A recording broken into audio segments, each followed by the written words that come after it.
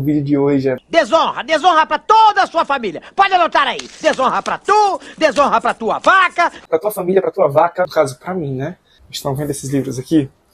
Foram livros que eu não concluí. A maioria deles são livros que eu gostei da leitura, porém eu não finalizei por motivos. Não existem motivos para não ter finalizado. Quem sabe dessa forma eu consigo tomar vergonha na cara e finalizar eles até o final do ano. Alguns faltam muito pouco para terminar. Alguns eu preciso retornar à leitura para lembrar de muita coisa.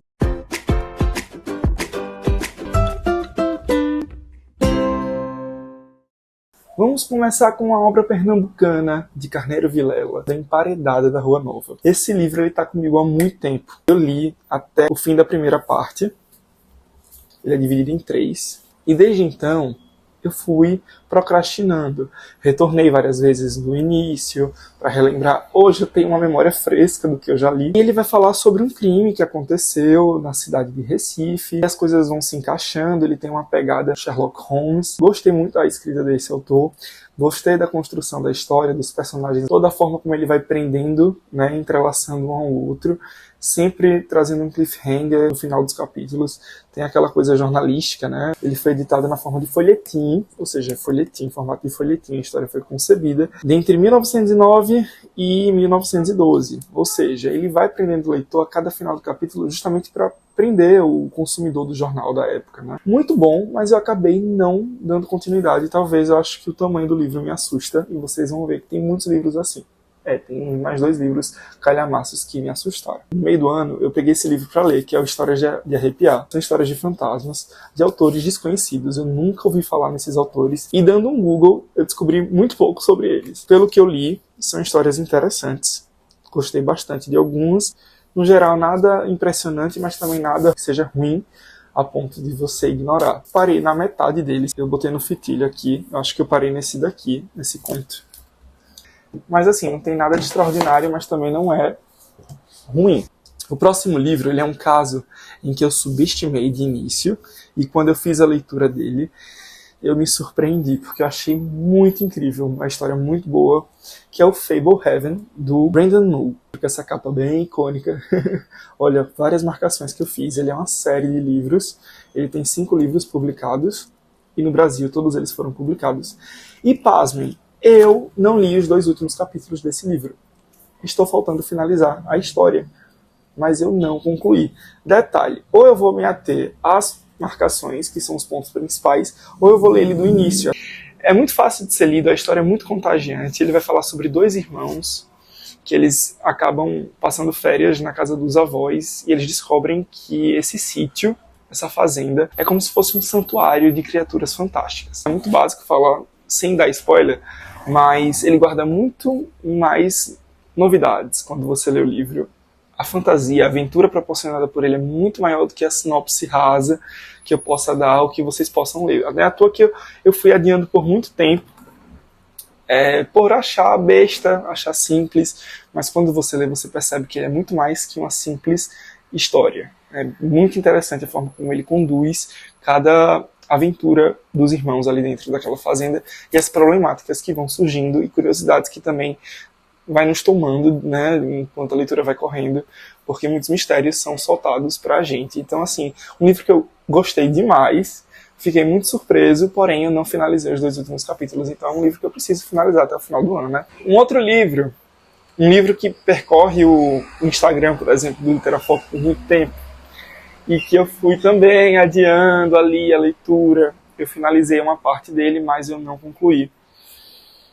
Foi o Jonathan Strange e Mr. Norrell, e não por ser ruim, pelo contrário. Eu lembro muito dos detalhes dele. Eu já vi a série da BBC, é muito boa. É uma história de fantasia, voltada mais para o público adulto, não por ter excessos de cenas de violência ou cenas de sexo, tipo Game of Thrones, sabe? Mas ele é um livro mais adulto porque ele conversa mais com o público mais velho, né? Não é uma coisa infantil. Ele traz um plano histórico, ele tem algumas ilustrações, fiz muitas marcações, e ele é muito imersivo. Porém, eu parei na metade, literalmente. Eu parei na metade, eu preciso muito concluir ele. Esse outro caso, ele é um caso, como é que eu posso dizer? Pura preguiça. Pura preguiça. Teve uma época que eu estava viciado em tentar ler coisas em inglês. O meu inglês é um inglês básico ali, sabe? Eu me esforço, sou esforçado, mas eu não entendo assim, com tanta facilidade como algumas pessoas que eu vejo por aí que domina a língua inglesa. Um amigo que também faz vídeos pra cá, ele me recomendou muito The Seven Husbands of Evelyn Hugo por trazer uma linguagem acessível. E de fato, é uma linguagem muito boa, muito fácil de ser lido. Porém, eu confesso a vocês que eu acho que eu tenho preguiça de ler livros em inglês. Vou ter que fazer essa transição do português para o inglês, não sei, às vezes eu acho que eu... Não é que eu perca do texto, mas eu sinto um bloqueio, uma preguiça enorme que toma conta de mim. Também, se eu não estou conseguindo ler, eu paro o livro, eu vou para o português. Não foi o caso dele. Eu gostei muito do que eu li, deu para entender, mas eu só cheguei à página... Deixa eu ver. Eu só cheguei à página 50 dele. E eu li basicamente a introdução do livro, apresentando a Evelyn Hugo, apresentando a moça que é convocada, chamada para fazer a história dela, escrever a biografia dela, no caso. E eu parei nessa introdução, que dura mais ou menos 40, 50 páginas. E quando ela começa a contar a história, falar dos maridos que ela já teve, aí eu não dei continuidade. Porém, é um livro que eu quero muito continuar, por todo o hype que ele tem, e até para poder dar sequência com meu aprendizado com a língua inglesa e tal, e exercitar, né? Até porque eu tenho alguns livros que eu quero muito ler em breve, e que eles não foram publicados no Brasil. Então acho que é uma boa porta para poder colocar em prática e em dia o idioma. Não sei se eu vou conseguir fazer isso ainda esse ano, porque o meu ritmo está um pouco devagar. Depois do meio do ano agora deu uma desacelerada. Eu tenho ele em português, mas ele ainda está lacrado, está fechado. Eu me recuso a abrir esse livro para ler em português. Eu quero muito finalizar a leitura no idioma original, que inclusive é muito boa, vale muito a pena, tem muito diálogo aqui. E assim, dá para você captar sem ter muita dificuldade. Pelo menos eu, com o meu nível de inglês ali na média, eu consegui ir em frente com ele até onde deu, né? Porque bateu a preguiça e eu abandonei.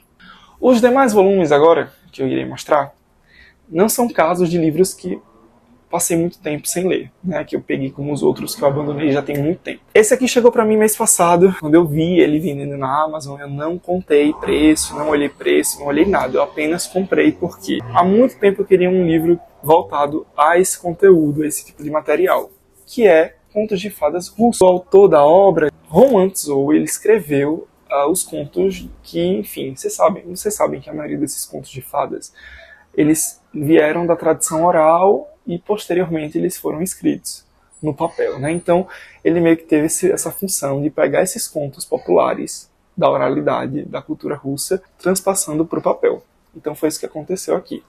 Ele é um livro antigo, esse autor ele é do século passado, o autor morreu em 1871, por aí vocês tiram. Embora eu pretendo finalizar em breve, já estou na metade dele. Mas assim, as histórias são muito repetidas, elas parecem não agregar muito. Uma parece com a outra, a linha narrativa. Não sei se foi a curadoria desse livro, embora ele tenha uma capa maravilhosa. Olha isso. Ele é muito lindo. Ele tem vários contos. E o que eu estava mais curioso para saber desses contos era o conto da Baba Yaga e da Vassilissa a Bela. E aí eu me decepcionei profundamente, porque são os contos mais famosos, mais populares sobre literatura russa de fantasia. E eu não estou gostando desse livro.